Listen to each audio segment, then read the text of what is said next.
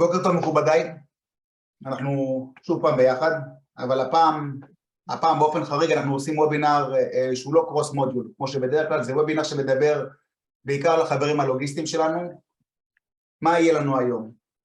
אנחנו נתחיל בכמה מילים על ה-MRP של SAP, ואחר כך נקפוץ לפרויקט הראשון בעולמות האלה, פרויקט שנקרא מדיניות ה-MRP.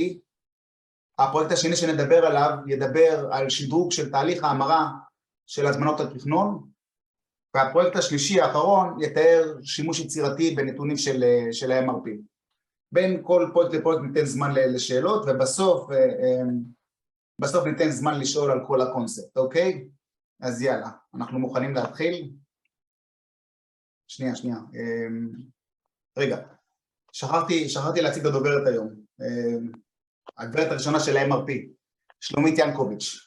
שוב, לא רצינו להגיד את זה מראש, אני לא באמת מבין ב-MRP, אבל פחדנו שאנשים יתנפלו על הכרטיסים. אתם קולטים מה זה צפיפות בקוביות של ה-MRP, של הזום. תאמינו לי, מניסיון אין יותר גרוע של הקוביה שלך עם מקום ברגליים. אבל אני רוצה טיפה להשיג יותר ברצינות את שלומית ינקוביץ'. גילוי נאות, אני מכיר את שלומית כבר הרבה שנים, עוד בימים של כל מוביל, ואפילו לפני זה, בטאוור, כשהייתה ביזנס לידרית. בשנתיים האחרונות שלומית נכנסה חזק מאוד לעולמות של אינסייט SAP, בסדר? והיא הפכה את הכלים האלה לידיים שלה ממש, אוקיי? אני אומר בהערכה זהירה, בשנתיים האלה היא עשתה למעלה מ-30 פרויקטים משמעותיים.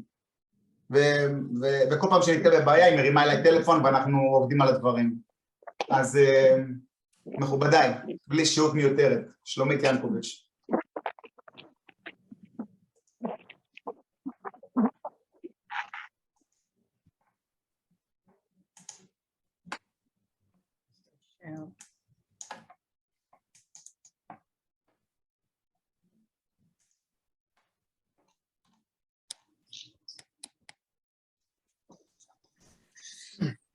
שלום לכל המשתתפים, בוקר טוב. אני רוצה לציין כמה הנחות יסוד לפני שאנחנו מתחילים. ראשית, אני יוצאת מנקודת הנחה שרובכם מגיעים מתחום הלוגיסטיקה והתפעול בסאפ. בנוסף, אני מניחה שאתם מכירים את עולם ה-MRP של הסאפ, לכן חשוב לי לציין שאין לי כאן מטרה להדריך או להסביר לכם את עקרונות ה-MRP של הסאפ, ואני בטח לא מתכוונת למתוח ביקורת על המנגנון הזה של הסאפ. במקום זה, המטרות של הוובינר הזה להראות לכם איך אפשר להוציא יותר ממנגנון ה-MRP של הסאפ, וזאת על ידי התאמה טובה יותר שלו לארגונים השונים. ועדיין אני כן אגע בעקרונות המרכזיים של ה-MRP, כדי שכולנו נהיה באותו העמוד. ושוב, חשוב לי להבהיר שלא יישמע שאני מבקרת את מנגנון ה-MRP, הפוך. מי שמכיר אותי יודע שאני חסידה נלהבת של ה-MRP של הסאפ, ואני חושבת שהוא אחד מהעוגנים החזקים של סאפ ERP.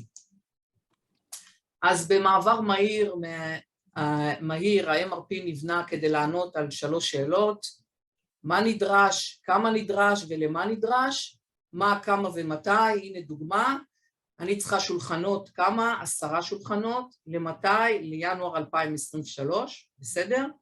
ובאופן מפתיע, אם יש מענה מדויק לשאלות האלו, אפשר לבנות שרשרת אספקה מיטבית. אם כך, מה היתרונות של ה-MRP? רמת שירות וזמינות טובה יותר, מאפשר תכנון מיטבי של זרימה וגלגול החומר בארגון, אופטימיזציה של רמות המלאי והעלויות, מניעת עודפים וחוסרים, מנגנון לטיפול שוטף, לדחיפת וזימון חומרים. הסרטוט שלפניכם מתאר משמאל לימין את שרשרת האירועים שבבסיס תהליך ה-MRP. ראשית, מחשבים את סך הצרכים של הארגון, שהוא חיבור של הזמנות לקוח, הפייפליין הפתוחות, פלוס התחזית שלנו. עכשיו מזינים למנגנון ה-MRP צרכים של הארגון, תשתיות נתוני החומר, הבום והמלאי הקיים. כתוצאה מכך, ה-MRP ייתן לנו פקעות/הזמנות מתאימות עם תאריכי יעד. אם נמשיך את הדוגמה הפשוטה שלנו מקודם, אנחנו צריכים 10 שולחנות לינואר 2023, ה-MRP יגיד לנו שיש 6 שולחנות במלאי, ולכן צריך לייצר 4 שולחנות נוספים. מערכת ה-MRP תוציא הזמנת תכנון לרכש 24 רגליים, 4 רגליים לכל שולחן כמובן, כך שהם יגיעו חודש לפני מועד ההספקה, כי זה הזמן הדרוש לייצור השולחן. אז כדי לסכם את החלק הזה, נדבר על 3 השלבים בתהליך ה-MRP. הכל מתחיל בריצת חיזוי, שמומלץ להריץ פעם בחודש. אחר כך יש ריצת MRP, שהיא ריצת התכנון, והיא מפיקה המלצות והודעות. השלב האחרון הוא טיפול בהמלצות ובהודעות, המרה לדרישות, הזמנות או פקעות. בואו נדבר מעט על החולשות של ה-MRP. אני נמצאת במספר ארגונים, והחולשות שעולות מהשטח הן שה-MRP מאוד מאוד רגיש לנתונים ולטיב הנתונים, הוא גם מאוד תובעני בתחזוקה של הנתונים. לכן נדרש בשוטף לטייב את הנתונים ולהתאים אותם לשינויים בחומרים, שינויים בארגון שלנו וגם שינויים בעולם החיצוני. משהו שחוזר על עצמו כל הזמן הוא ממד הכסף. ה-MRP לא לוקח בחשבון את עניין הכסף, ולכן הכסף אינו שיקול בקבלת החלטות של המתכנן ובתשומת הלב שהוא מקדיש. זאת אומרת, מנוע ובורג זהים בהתייחסות של ה-MRP. ניהול סיכונים. ניהול הסיכונים לא מעניין את מנגנון ה-MRP, אבל בעולם שלנו הכל הוא טרייד-אוף. תמיד משהו בא על חשבון משהו. ולכן חשוב לנו לדעת איפה אפשר להסתכן ברמות המלאי, איפה לא, ומה פוטנציאל הנזק. עלות מול תועלת. נזק כמו בהשבתת מכונה, או עצירת ייצור כנגד מלאי מת, או מלאי עודף, הוא בדוגמה מהחיים, האם כדאי להחזיק מנוע כמלאי מת במחסן, כנגד הטסה שלו מחו"ל, במקרה חירום. הכל שאלה של ניהול סיכונים ומה תמורת מה. חולשה נוספת היא בעיית המיקוד. צריכים להתייחס להמלצות השונות בצורה שונה, פרטו. אנחנו צריכים להשקיע 80% מהזמן על 20% מהבעיות, ולא להשקיע את אותו הזמן בכל ההמלצות. יש גם חוסר במערכת תומכת החלטות. צריך להנגיש את המידע בצורה מרוכזת כדי לקבל קבלת החלטות מהירה.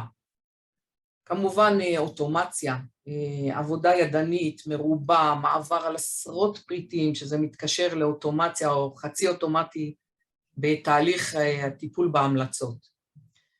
אני מתייחסת ל-MRP כאילו זה ספינה ענקית בלב ים. צריך כל הזמן לתת לה כיוונונים קלים, כדי להגיב על האירועים השונים המתרחשים בספינה עצמה ומחוצה לה.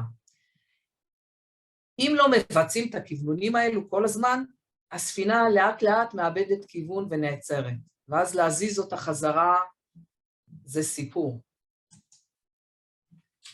טוב, אז אם נחזור שוב לעניין של האונייה, יש כאן תגובת שרשרת. מערכת לא מכווננת טוב, ממליצה המלצות לא טובות. המלצות לא טובות גורמות לאנשים לעבוד יותר קשה בשביל להמיר את ההמלצות ולבזבז זמן, וחוזר חלילה. בקיצור, אם תזינו את המערכת בזבל, כנראה זה מה שיצא בצד השני.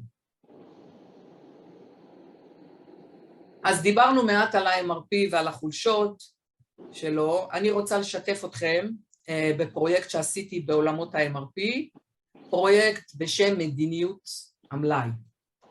מדיניות מלאי זה הלוגיקה העסקית שדוחפת את ה-MRP. זה השפה האחידה של כלל הארגון בנוגע לתכנון, ואין כאן מקום לפרשנות ושיקולי דעת.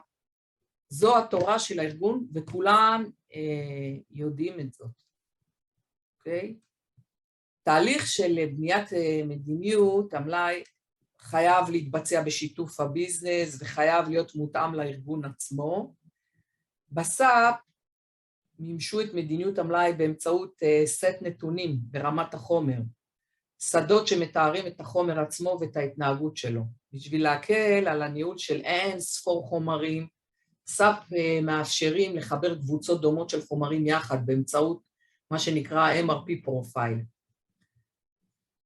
ועדיין הכל זז, הכל משתנה, גם ברמת החומרים, גם ברמת הארגון וגם בעולם החיצוני. ולכן צריך להמשיך ולטייב את הנתונים של החומרים השונים כל הזמן.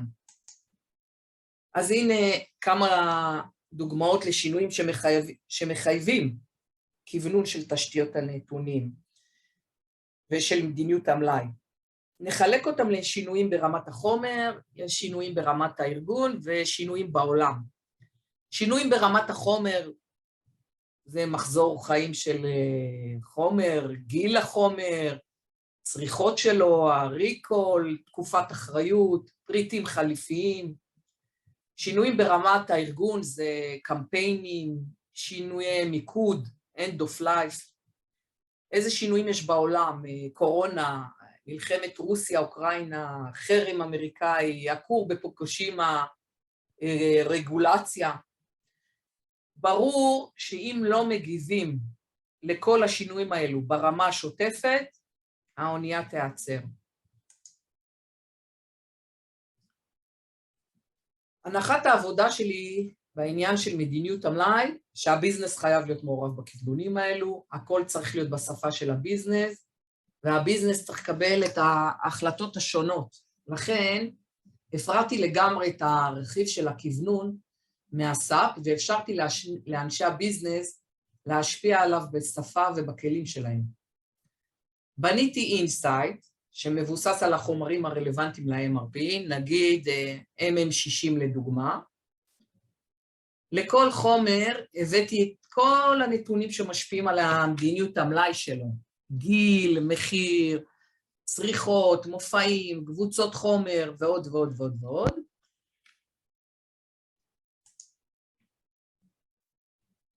בניתי במנוע החוקה של סאפ, ב-BRF, טבלת החלטה, שהעמודות שלהם הם הנתונים שהם משפיעים על המדיניות המלאי.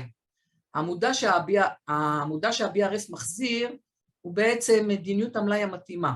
לדוגמה, אם הגיל של החומר הוא בין 2 ל-5 שנים, ואם המחיר שלו גדול מ10,000, הצריכה השנתית גדולה או שווה ל10 בשנה, הוא שייך לקבוצת חומרים מנועים או גירים של מנוע, ואם, אז הפרופיל הוא ZAB לדוגמה, שזה נקודת הזמנה אוטומטית, רמת שירות 50%, מינימום מלאי ביטחון 0. כנגד זה, אפשר דוגמה של פילטרים, שהם כנראה יהיו עם פרופיל שונה, עם פרמטרים שונים של רמת שירות ומלאי ביטחון. נתתי לביזנס למלא אקסל שמתאר את טבלת ההחלטה הזו, והתקנתי את ה-BRF בהתאם. חיברתי את האינסייט שלי עם ה-BRF באמצעות פורמולה של אינסייט, ועכשיו לכל שורה של חומר יש עמודה נוספת של הפרופיל המתאים של המדיניות, מטבלת ההחלטה של ה-BRF, אוקיי? בניתי כפתור באינסייט, שאם בוחרים כמה רשומות ולוחצים על הכפתור, פרופיל ה-MRP של החומר מתעדכן בסאפ, בהתאם לעמודה חדשה.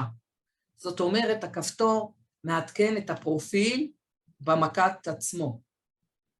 זו התשתית, אוקיי?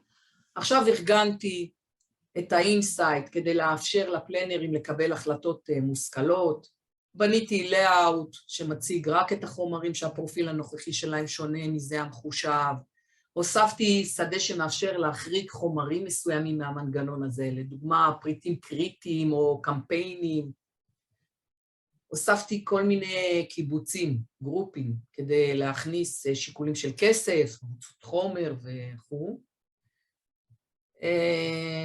הוספתי ניווטים, אופציה לדריל דאון לעולמות אחרים, כמו MD04, MD52 ועוד.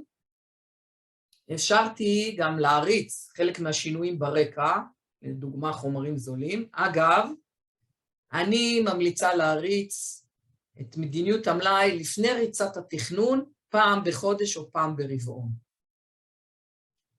הבאתי להם נתונים שיעזרו להם גם להחליט האם לעדכן את הפרופיל או לבדוק שוב.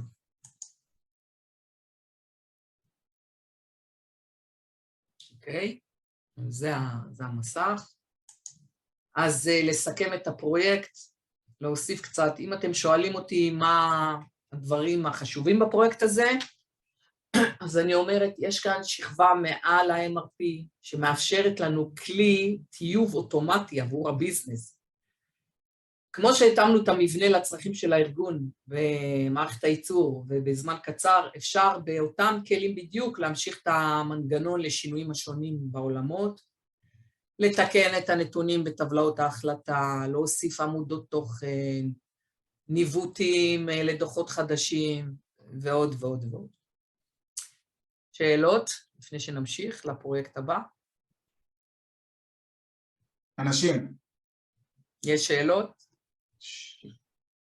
אני יכולה להמשיך לפרויקט הבא. שנייה רגע. אנשים בלחץ. בסדר, אני מניח שלא. בסדר, שלומי. טוב, יש גם בסוף אפשר לשאול שאלות. בסדר.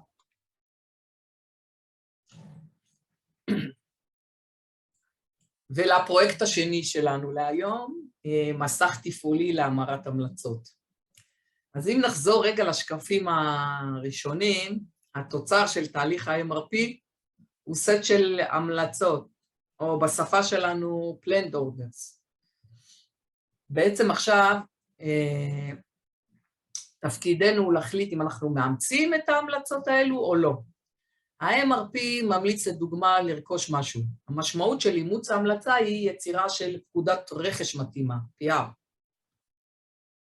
כדי לייעל את תהליך ההמלצה, בניתי במספר ארגונים, מסכים לטיפול בהמלצות. המסך שלי מחליף בעצם את המסכים הסטנדרטיים של SAP, את ה-MD15 ואת ה-MD16. ושוב, מה חסר בסטנדרט של SAP? שיקולי כסף. האם אני באמת צריך להשקיע את אותו זמן במחשבה על קבלת המלצה של בורג מול מנוע? מצד שני, אם אני צריך להשקיע מחשבה ברכש של 4 מיליון ברגים מול מנוע של מערבל לנס קפה, אוקיי? ניהול סיכונים. מה המשמעות של ההחלטה שלי? האם אני יכול לתקן טעות הצטיידות בעזרת סכום של כסף? כמה כסף? זמינות המלאי. האם אפשר להמיר רכש אווירי יקר ומהיר ברכש ימי זול ואיטי? תלוי. במה תלוי? בעומק המלאי שלי, בנפח הפריטים ומשקל הפריטים, במקור הרכש שלי, כמובן, lead time, ועוד ועוד ועוד. אגב, כאן צריך לדבר מעט על פגי תוקף, best before date. אתם מבינים שאחרי שבוע החלב יחמיץ על המדף, נכון? דחיפות. כאן צריך לדעת, כאן לדעתי, צריך מסך יומי, שבודק כל הזמן את הפריטים עם הבעיות זמינות והמלאי הביטחון הנמוך, כדי לתת מענה לבעיה קטנה לפני שהיא הופכת לבעיה מורכבת, ובסוף זה שיקולים עסקיים. בסוף היום, העסק שלכם הוא העסק שלכם. SAP לא יחליף אתכם בהבנה שלו. לדוגמה, אם אתם עובדים בעולמות המעגלים המודפסים, אז אפשר לחתוך לוח גדול ל3 חתיכות קטנות, ופתאום אני יכול להתגבר על מחסור בחתיכות קטנות. אגב, זה בדיוק מה שעשינו ב-PCB, ועוד דוגמה, אם אתם בעולם יבוא הרכב, אז מודלים של רכב ורכבים מושבתים הוא העולם שלכם. ואז אם רכב מרצדס מושבת, עדיף למוץ על המקום. אבל מצד שני, אם חסר מנוע ליונדאי אקסנט, אז חסר, שהלקוח יתגבר.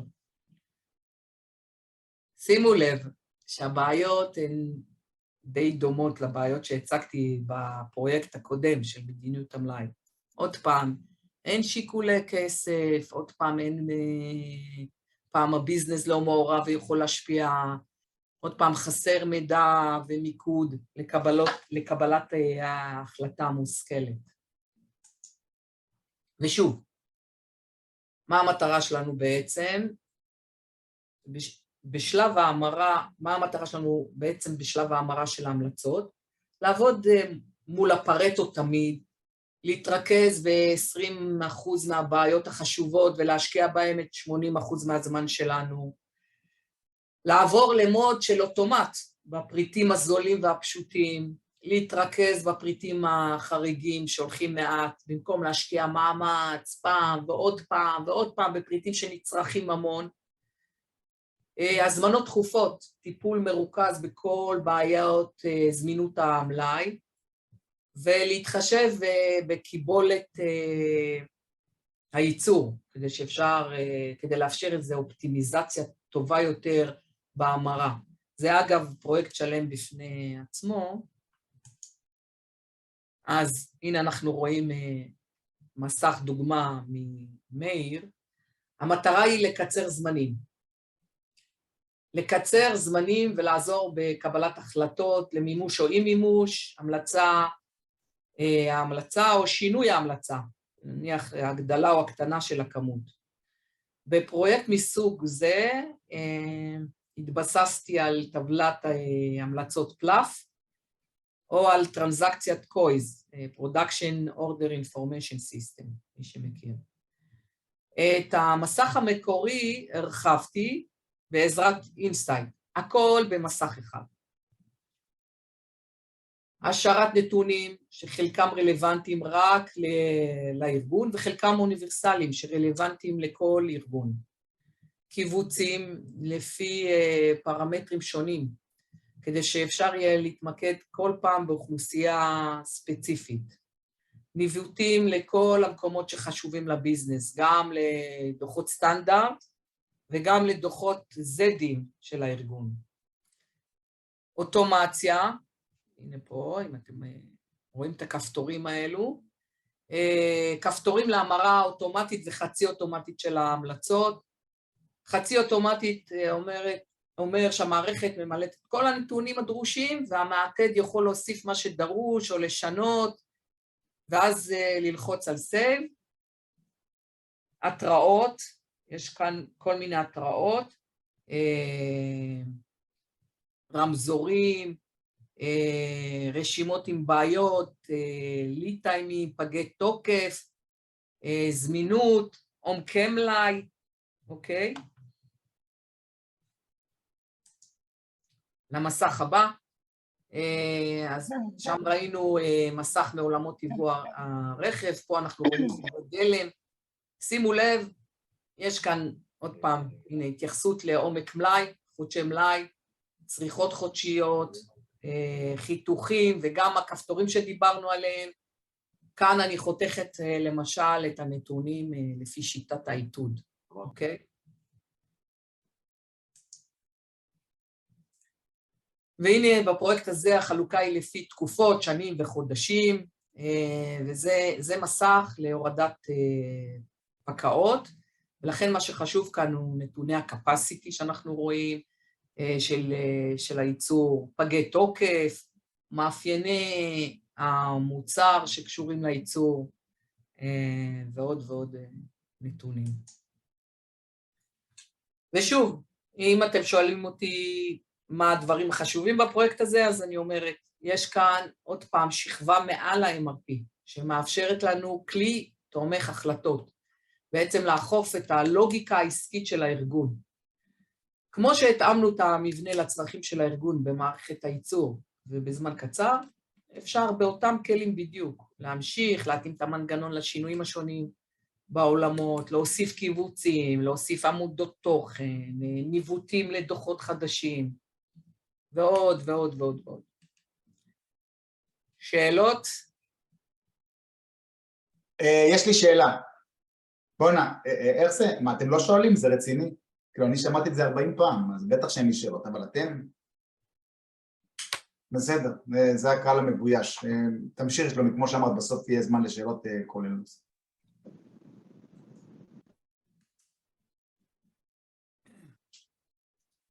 לשתי מים שנייה. ולפרויקט השלישי שלנו להיום. פרויקט שבעצם מאגד מספר רב של פרויקטים, קראנו לו שימושים יצירתיים בנתוני ה-MRP. אנחנו מתחילים מהצורך החשוב של הביזנס בשקיפות הנתונים. היכולת שלהם לראות את כל מה שחשוב להם על מסך אחד, או במרחק לחיצת כפתור משם. הם צריכים את זה כדי ליצור פוקוס ניהולי, לראות ממעוף הציפור את עולם התוכן שלהם, עם אופציה לצלול לפרטים לכל עומק נדרש, לנהל את צווארי הבקבוק בתהליך שלהם. למעשה, כשמערכת ה-MRP עובדת כמו שצריך, היא מחזיקה בתוכה את האמת הארגונית היחידה. נתוני התכנון הם האמת, כל האמת ושום דבר חוץ מהאמת הזאת. אז עכשיו, אחרי שדאגנו בשני הפרויקטים הקודמים לטייב את הנתונים של ה-MRP ולאמץ את ההמלצות בצורה טובה, אפשר לנצל את התשתית הזאת לחלומות שלנו. אז מה זה פגינג? הפגינג מבצע סימולציה והקצאה לכל האובייקטים המעורבים, חיבור בין הביקוש להספקות ולמלאים הקיימים, חיבור בין הביקוש למה שמימש אותו. לדוגמה, עבור הזמנת לקוח ספציפית יכולה להיות הקצאה של מלאי הקיים, פלוס הזמנות ייצור חדשות ורכש של רכיבים לייצור הזה. הפגינג בעצם יראה לנו בכל רגע נתון את השרשרת הזו של הביקוש, הזמנת לקוח, מול האובייקטים שמימשו את הביקוש הזה. אצלנו בדוגמה זה מלאי קיים, הזמנות רכש והזמנות ייצור. נחזור שוב פעם לדוגמה עם השולחנות שלנו, אז כדי למכור 10 שולחנות, הפגינג יוציא רשומה אחת של 6 שולחנות במלאי, פלוס ייצור של 4 שולחנות, פלוס רכש של 24 רגליים בשביל הייצור. ברור? ואל תחשבו שמדובר בעניין פשוט, כי ל-MRP יש כיס מלא הפתעות. כל פעם הוא מבצע אופטימיזציה, ועלול לשנות את ההחלטות הקודמות שלו. כך לדוגמה, אם נכנסת הזמנת מחירה חדשה דחופה, היא עלולה לגנוב את המלאי מהזמנת מחירה אחרת, פחות דחופה, ולפצות את ההזמנה הזו. פיתחנו תוכנית. אם אפשר לתת שוב פעם דוגמה, כי הדוגמה הקודמת לא הייתה כל כך ברורה. מה? דוגמה לפגינג? יש לי הזמנת לקוח, ובעצם בפגינג אני רואה את כל שרשרת הקשרים לאותה הזמנה, איזה הזמנת רכש תכסה אותה, אם זה כנגד המלאי, אם זה חלק מהזמנת רכש וחלק מהמלאי, אז אני אראה את הפיצול, חלק יכול להיות גם מפקודת עבודה, אוקיי? וחלק זה גם מרכש עבור הרכיבים. בעצם אני רואה את כל שרשרת הקשרים לאותה הזמנת לקוח, אוקיי? פיתחנו תוכנית, עוד פעם, ששומרת את הנתונים בדאטאבייס, ומחברת בכל רגע נתון בין כל ההזמנות הלקוח הפתוחות, לכל האובייקטים שמממשים אותם. אנחנו יכולים בעצם לשלוף את כל ההקצאות, מרמת ההרכבה, או המוצר הסופי, עד רמת הרכיב. אוקיי? זה ברור? שזה מדהים. אוקיי? כל הנתונים יושבים בטבלה אחת. מתברר שהפיכת נתוני הפגינג לזמינים, מהווה בעצמו סוג של חלום. פשוט מדהים. בחודשים האחרונים יצאתי למספר פרויקטים מעניינים ואסטרטגיים שקשורים ב-MRP, בלומיניס וב-PCB, ואני חושבת שמה שאני עושה עבורם רלוונטי לכל ארגון שמשתמש ב-MRP של SAP, אוקיי? מתברר שהכל יושב בצורה ברורה במקום אחד, אפשר לפסל ממנו יצירות מופת, והשמיים הם הגבול. הנה כמה דוגמאות לפרויקטים כאלו. הדוגמה הכי פשוטה והמיידי הוא where use של רכיבים. שנים מחפשים בכל ארגון לאיזה בומים שייך רכיב מסוים, פתאום יש לשאלה הזאת תשובה מאוד פשוטה, הרי לכל שורת הזמנה בו יש את כל הרכיבים הנדרשים. קח את הרכיב שבו אתה מתעניין והצג את כל האבות הסופיים. הכל יושב בפלט. התכנסות החומר, זה היכולת לנטר את כל זרימת החומר בדרך לייצור. עכשיו אפשר ממבט על לראות מה מוכן לייצור, מה מתעכב ולמה. הכל מול תאריכי ההתחייבות שלנו מול הלקוחות.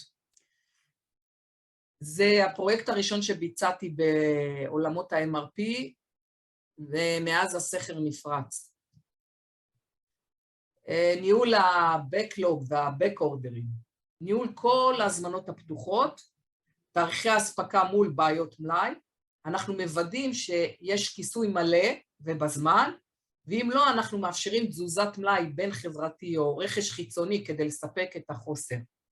הכל מראש בלי שהדברים נופלים בין הכיסאות, ולפני שהבעיה הקטנה הופכת לבעיה קשה. פרויקט נוסף זה פרויקט Where is my order עבור הלקוחות. אם יש לי שקיפות מלאה על כל ההזמנות מחירה וכל מי שמממש אותן, אני יכולה לתקשר את זה, לפי רצוני כמובן, כן? ללקוחות שלי בדיוק מלא. פרויקט Where is my order עבור הספקים. באותו מטבע אנחנו יכולים לנהל את הבעיות ברכש, לצרף את הצורך, נתוני הזמנות מחירה, ולאפשר קונפרמשנים של השורות. PPV זה ניהול תקציבים ברמת ההזמנה, אז זה פרויקט מרשים שמאפשר לנהל ייצור במודל של make to stock, כאילו make to order. זה ממש ללכת בלי ולהרגיש עם. זה משוגע, כי בעצם אנחנו נהנים מכל העולמות, גם עושים שיתוף רכיבים בין ההזמנות מצד אחד, וגם אנחנו משריינים, זה שריון רך, כן? מלאי לרמת ההזמנה הבודדת. השימוש האחרון זה הוספת נתונים של המחירות למסכי הרכש והפקעות. ככה אנשים שמאשרים את ההזמנות השונות, הם רואים מה מקור הביקוש, יכולים לקבל החלטה יותר מושכלת, באישור ודחיית ההזמנה. זה בעצם שימוש ב-MRP לצורכי בקרה, וזה גם מאפשר זיהוי של חריגות ועודפים בשלב החתימות. ויש עוד ועוד ועוד רעיונות שצצים כל יום. לפני שנצלול לפרויקט דוגמה, אני רוצה לדבר כאן מעט על תשתיות. הטריק בכל הפרויקטים האלו, היכולת לחשוב בצורה של לגו. והאינסייט ממש עוזר במודל הזה. באינסייט יש מה שנקרא כפתור. כפתור זה פונקציונליות שהגדרתי לה ממשק נקי וברור. ביקשתי ממפתח לכתוב לי קוד שקורא לבאפי שאני צריכה, ועכשיו הכפתור הזה הוא בעצם תשתית. אני יכולה לחבר אותו לכל אינסייט שבו אני צריכה את הכפתור הזה. אני פשוט מניידת כפתורים ממסך למסך. בעצם כל פיתוח שאנחנו עושים לא נבנה רק בשביל הפרויקט הספציפי, אלא משמש אותנו אחר כך בפרויקטים אחרים. הנה כמה דוגמאות לאבני הבניין האלו שבנינו. עדכון תאריכי הספקה בהזמנת מחירה, אישורי קונפרמשנים של ספקים עבור שירות PO, יצירת הזמנות העברה בין חברתיות, יצירת PO אוטומטי. בקיצור, כל פרויקט עושה שימוש באבני הבניין הקודמות ומשפר חלק מהם ומוסיף כמה אבנים. ופתאום אפשר לממש פרויקט עצום ביום אחד, רק כי כל אבני הבניין הנדרשות כבר פותחו ונמצאות בשימוש. יותר מזה, אף אחד לא מכריח אותנו לסיים פרויקט באופן מלא ורק אז להגיש אותו. למה זה טוב? אני יושבת עם מישהו שיש לו בעיה, ותוך יום אני עוזרת לו לקצר תהליכים באופן משמעותי, שבוע אחר כך אנחנו מוסיפים בשעתיים נתונים שהיו חסרים לו, שבוע אחר כך הוא מבקש אוטומציה, הוא מקבל מיד, שבוע אחר כך הוא רוצה צביעה של שורות מיוחדות, וכבר הוא עוזר לי לכתוב את החוק. וככה, בלי לשים לב, נהיה לנו פרויקט. כאמור, פרויקט התכנסות החומר ב-PCB היה הפרויקט הראשון בעולמות הפגים, והוא הראה תוצאות חסרות תקדים, אבל בגלל שכבר דיברנו עליו בוובינר אחר, היום אני אתמקד בפרויקט ניהול ההזמנות, ה-Backlog בלומיניס. הזמנות ה-Backlog או ה-Back Order הן הזמנות מחירה או STO שאין עבורן מלאי זמין באתר. המשמעות שיש צורך לצאת, לרכוש את המלאי באתר המספק, להעביר אותו באמצעות הזמנה בין חברתית לאתר הדורש. כדי לבצע תהליך כזה בצורה טובה ונכונה, אנחנו נדרשים לשיתוף פעולה של כל בעלי העניין, מחירות, רכש, לקוחות וספקים, כולם צריכים להיות מודעים לתהליך. בנוסף, יש לאפשר תנועות מלאי מאתר לאתר, במקום לצאת לרכש חיצוני יקר ואיטי, מימוש השינויים הנדרשים בתכנון, ויידוע של בעלי העניין בשינויים האלה.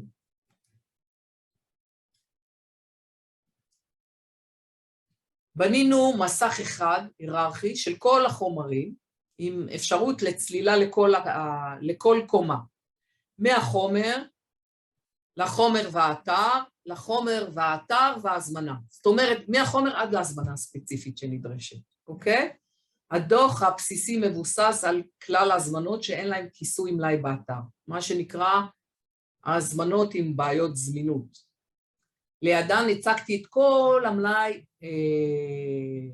לחומר מכל האתרים, ובסוף שידכתי את נתוני הרכש לחומרים האלו, הזמנות הרכש, על ציר זמן שבועי מתגלגל.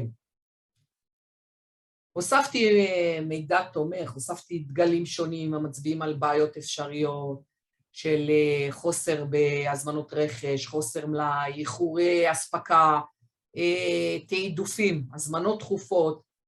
הוספתי ניווט לדוחות חיצוניים, MD04, M2N ועוד. הוספתי גם אפשרות לתקשורת בין האוכלוסיות השונות, הערות, בין שירות לקוחות, המעתדים והקניינים. בנוסף, הוספתי גם שדות קלט של תאריכי אספקה אלטרנטיביים. בניתי גם אלגוריתם שמאפשר חיבור בין חוסר מלאי לעודף הכי מתאים שיכול לספק אותו. כמובן, אנחנו מכניסים אוטומציה קצת, המסכים האלו אנחנו מאפשרים באופן אוטומטי לעשות את הדברים הבאים, עדכון תאריכי האספקה של ההזמנת מחירה, בניית הזמנות STO כדי להזיז מלאי בין האתרים, לנייד מלאי, ואישורי ספקים, קונפרמיישנים, בנוגע לכמויות ומועדי האספקה. טוב, אז כאן אנחנו רואים מסך ברמת המקת, פה יש ממש סיכומים ברמת המקת.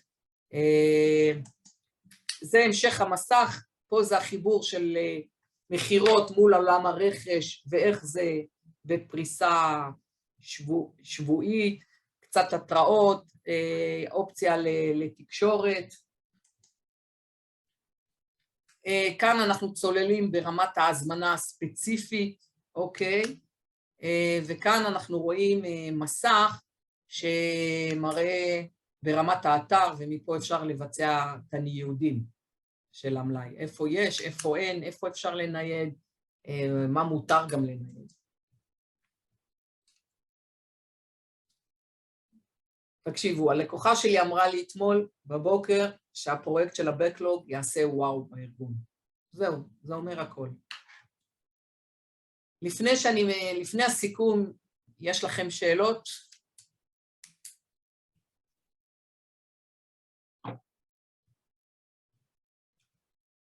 טוב.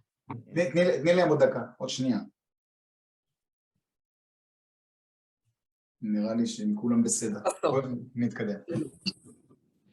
טוב, נראה כאילו בכל פרויקט יש המון חדשנות, אבל זה לא מדויק. עשיתי כבר פרויקטים דומים במקומות אחרים. ההבדלים העצומים בין הפרויקטים הקודמים שלי לאלו הנוכחים, היום אני תמיד יוצאת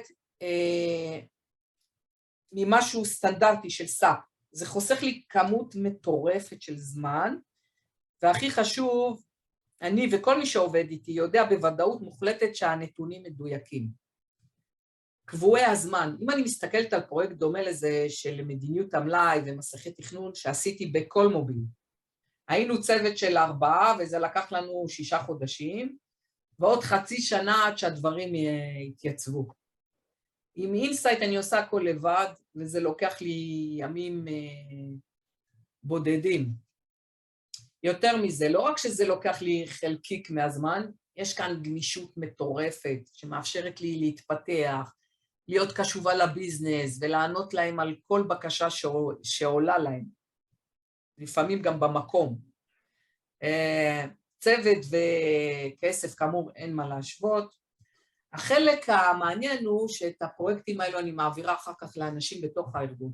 בדרך כלל פרויקטים בסדר גודל כזה כמעט אי אפשר להעביר למישהו אחר, והם נשארים לנצח ב-IT.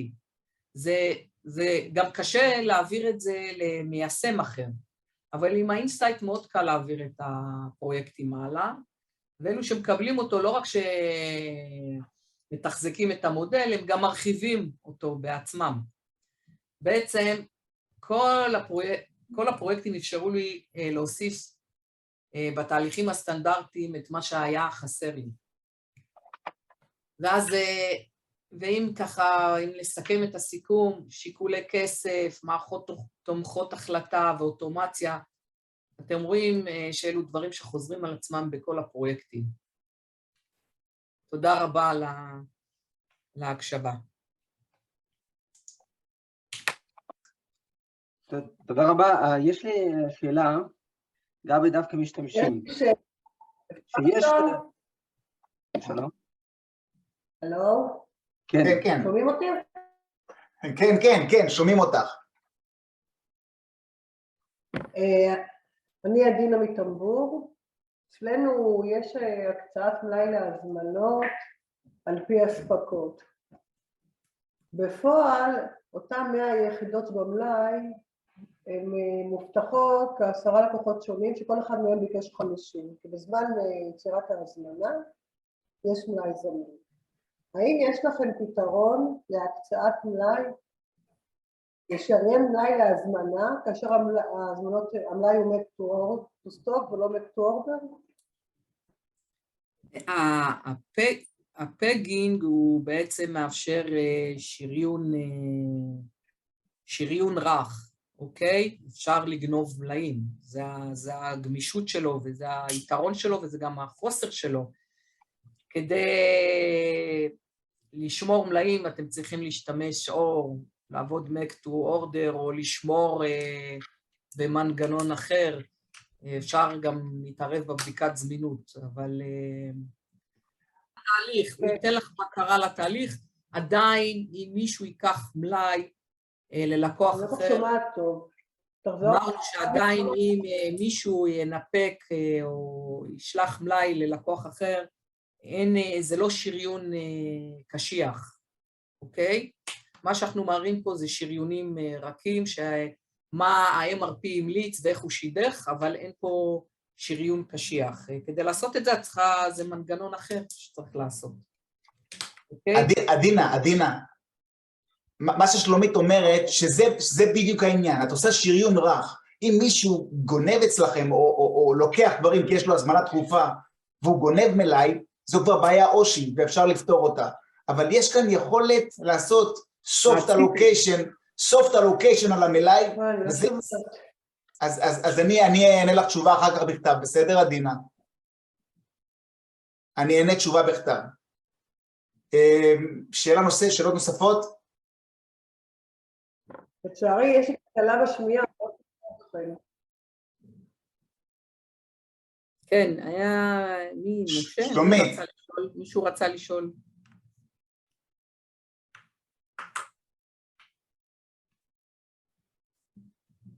אז אני, ברשותכם, אני אסכם. סליחה, אפשר לשאול שאלה? בבקשה, בבקשה. אז אני אתן דוגמה, בדוגמה שיש לי חומרים קשורים ל-WBS מסוים, ועכשיו אנחנו לא יודעים האם הפרויקט הזה נגמר או לא, וצריכים לוודא, והבקר מרפי, אף על פי שזה לא העבודה שלו, אבל זה מה קורה, הוא צריך עכשיו לשאול האם יש שם מלאי חופשי בפועל או לא. עכשיו, אני הייתי בסמינר אחר איתכם, ואתם אמרתם, יש אופציה, ראינו את זה כאילו ביחד, קשר, לשלוח אימייל בדוגמה, לבקש מדוח מסוים, נכון? אפשר לבקש איזושהי התייחסות לאנשים אחרים בארגון. עכשיו, זה שאלה האם יש באמת ניסיון עם זה, ושאלה דומה לזה בין הבקרים. אם יש שאלה משהו, ובפועל הם רואים אותו מסך, נכון? כל אחד אולי שלו, אבל הם באותו דוח אפשר לעשות לפחות. אז האם יש ניסיון של קשר בין הבקרים? בפועל זאת השאלה. אנחנו עשינו בעצם בהתכנסות החומר, וגם בפרויקט של ה-Backlog, וגם במסכים, תמיד אנחנו מאפשרים תקשורת. זאת אומרת, אנחנו מביאים עמודות של אינפוט, שמשם ממש ברמת השורה אפשר לרשום הערה ולשלוח אותה למעתד או לשירות הלקוחות. הכל נשמר, הכל מתועד, כולם רואים את הנתונים, והם גם יכולים להגיב במקום, אוקיי? אז למשל בהתכנסות החומר, זה מסך משותף גם לאנשי המחירות, גם לתכנון וגם למעתדים. וגם המעתדים יכולים לראות, והם יכולים להתכתב תוך כדי, הם יכולים לרשום. אנחנו הראינו את זה באחד המסכים, יש מסכי אינפוט שהם רושמים הערות, והם יכולים לשלוח משם במקום מייל עם השורה הספציפית, וגם בלי המייל הם יכולים להיכנס והכל שמור ומתועד, אוקיי? יותר מזה, רק שתבין. וגם מבצעים משם גם פעולות, דרך אגב. יותר מזה, מה ששלומית אומרת, זה שאתה כותב לחיים, חיים, תראה, יש לי בעיה. אתה כותב לו באינסייט, ואז אתה שם את השם של חיים במקום שאתה יכול לשים, להודיע לחיים ולאיציק ולשלום. וכשאתה עושה אוקיי להערה, יוצא אימייל לחיים. חיים מקבל את האימייל, פותח אותו, ומהאימייל ישר הוא לוחץ על לינק, זה מחזיר אותו בדיוק לשורה הנכונה בדוח, להערה, ועכשיו הוא צריך להתמודד.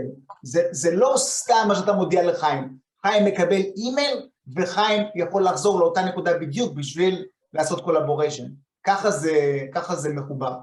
עכשיו על ידי אינסייט אפשר בגדול לוותר על אקסל. האם יש מקרים שאי אפשר לוותר? יותר מזה. תמיד אפשר לוותר על אקסל. אם יש לך את הפגים ויש לך אינסייט, אז אפשר לוותר על אקסל. לא יודע למה לוותר על אקסל. באקסלים, בעולמות ה-MRP אני ממליצה לוותר על האקסלים, האינסייט נותן מענה מלא, אוקיי? כל השיטה הזאת של אקסלים זה לא באונליין, אתה צריך להוריד את הנתונים מראש, אתה לא רואה את כל המידע. תודה רבה. אז ברשותכם, תנו לי לסכם את הוובינר הזה. אז בואו נסתכל על שלושת הפרויקטים ששלומית הציגה. אנחנו בעצם רואים שם מוצרים חצי אפויים, וחלק שלהם, חלק אפילו יפה שלהם, אפשר להעביר מארגון לארגון בדיוק כמו שהוא, וחלק אחר אפשר להתאים, ממש כמו כפפה ליד, מארגון לארגון, גם על הצרכים שלהם עכשיו וגם על הצרכים שלהם בעתיד. אם אתם רוצים מספרים, אז 60% מכל פרויקט כזה הוא דומה בכל הארגונים, ואת 40% החזרים השונה אפשר ב100% להתאים. אבל זה לא המטרה של הסיכום. אני רוצה לתת לכם את ה-2 cents, את הנקודות מבט שלי מהפרויקטים האלה, מפרויקטים רבים אחרים ששותפתי בהם, ואפילו כאלה שעשיתי בשנים האחרונות. הדבר הראשון שהוא דרמטי בעיניי, זה העניין של אמת אחת.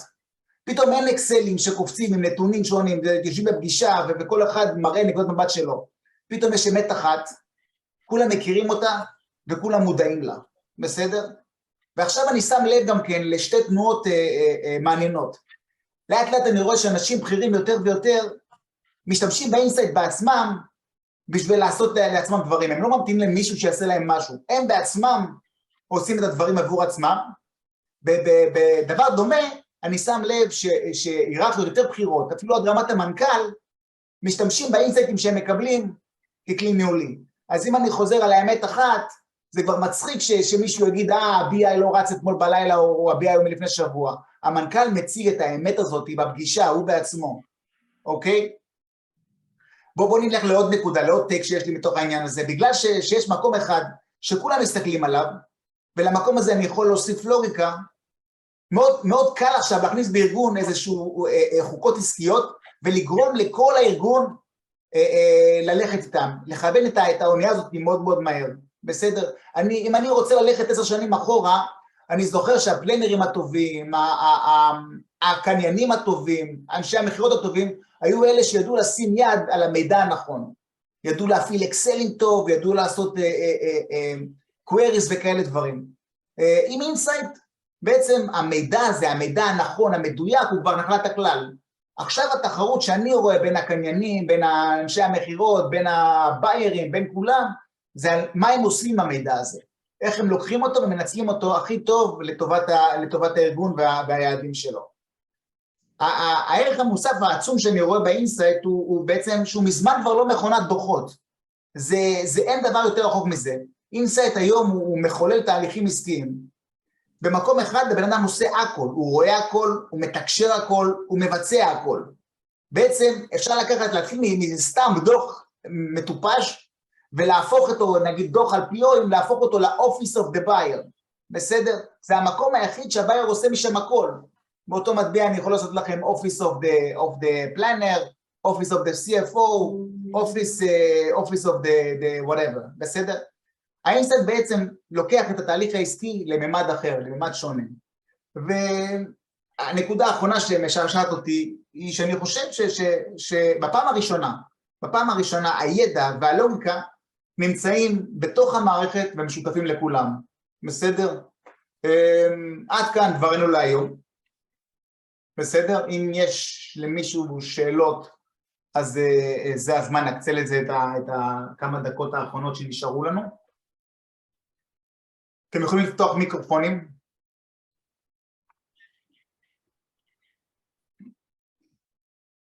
אני אעזור לכם עם העניין הזה של המיקרופונים. unmute all, יש דבר כזה? לא יודע איך עושים את זה. מישהו, אתם בסדר? כי אני תכף סוגר את העניין הזה, חבל לכם, לא נתראה עוד הרבה זמן. אפשר שאלה? לגבי מחכים לכם, בבקשה, כן. לגבי הדוח של הפגינג, מה זה, תוכנית שרצה פעם ביום, אונליין, באיזה תדירות היא מתעדכנת? כי זה פתח לזה איזושהי פונקציה שמריצים את זה על איזושהי קבוצה של חומר. לא איך זה עובד התוכנית, מה הלוגיקה של התוכנית קצת? אנחנו מחליטים מה התדירות. אתה יכול להחליט שאתה מריץ את זה פעם ביום, אחרי ריצת MRP, או פעמיים. בדרך כלל מריצים את זה פעם ביום, אוקיי? יש לנו אזורים שאנחנו מריצים את זה יותר. אנחנו מייצרים הזמנות אוטומטיות. זה השיקול של הארגון, כמה להריץ את זה, ובאיזה תדירות. עוד משהו קטן בעניין הזה, שלומית בחרה לספר לכם על הפגינג, אבל היא כבר לקחה את זה לרמה אחרת. שלומית בנתה מנגנון ששומר את ההיסטוריה של הפגינג. עד עכשיו היא סיפרה לכם שיש סנאפשוט, מצלמים את הפגינג עכשיו, ומצלמים אותו מחר ומחרתיים. אבל היא כבר בנתה תוכנית שמספרת את הסיפור של הפגינג, ופתאום הפעם הראשונה, אין את זה, אני לא חושב שיש דבר כזה בשום מקום בעולם. פעם הראשונה אתה יכול ללכת אחורה בזמן, ולראות מה קרה, איך קרה שפתאום נעלם חומר. אתה רואה, זה לקח, זה העביר, מאוד מעניין בעיניי, אבל שוב, זה ליגה אחרת. זה מתקשר לניהול התקציבים. כן. טלי קישה, כן, מה השאלה, טלי? אוקיי. סתם. אין לי שאלה. סתם, רציתי להציג לך, גם אני צריך ליהנות איכשהו מהפגישה הזאת.